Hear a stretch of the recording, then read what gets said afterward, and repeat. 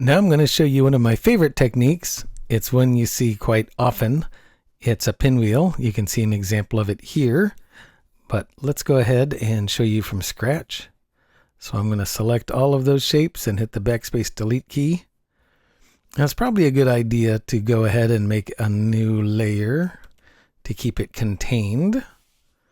All right, and let's just jump right in. The first thing I'm going to do is get the pen tool. Now you know that when we design with the pen tool, we design with a stroke and no fill. I'm going to make an elongated triangle. And now that it's an object and not a path, we can go ahead and give it a fill. And in this case, I'm going to take the stroke away. Now I'm going to use my language very precisely here because you have to be very specific to get this done properly. I'm going to select the triangle with the black arrow. I'm going to choose the rotate tool. I'm going to click once here at the very pointy part to set the pivot point to that spot. Now I move the cursor inside the shape, and I'm going to hold down the Alt key and press the mouse and drag. So when we Alt drag, we make a duplicate, and you can see that the duplicate is selected. So I'm going to pick a new color. All right, now that I have two of them, I'm going to select them both with the black arrow. I'm going to choose the rotate tool, click once on the pointiest part, move inside the shapes, hold down the Alt key, and drag. How cool is that? You can see it coming to life already. But there's a couple tricks.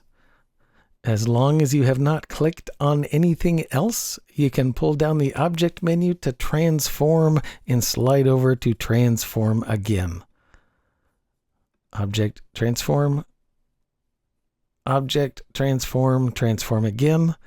Now if you look really closely, there's a keyboard shortcut right there.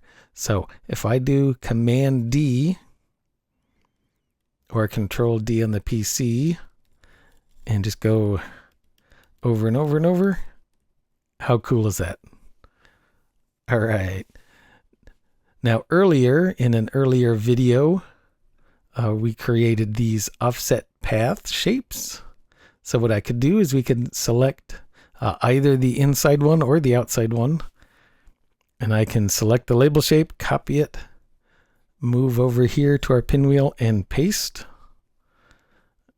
Okay, that is the size of our label.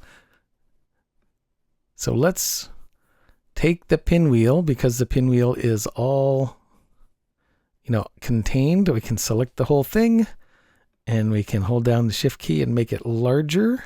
So I can make this label, right? I can make the pinwheel larger than the label. Now this is pretty specific as well. The label shape has to be on top of the pinwheel. And if we select them both, so all of the pinwheel lines and the label shape, we can pull down the object menu to clipping mask and hit make.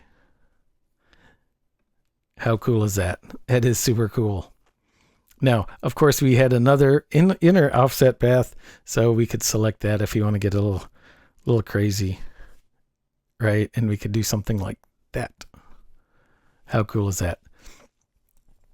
Now let's take a quick look at some student pinwheels and to see what they have done in the past.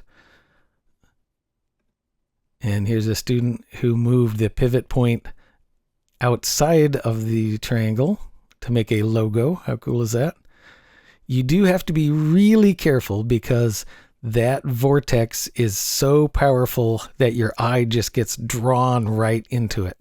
So the best thing to do is to place your text or your mascot or some element there to draw your eye.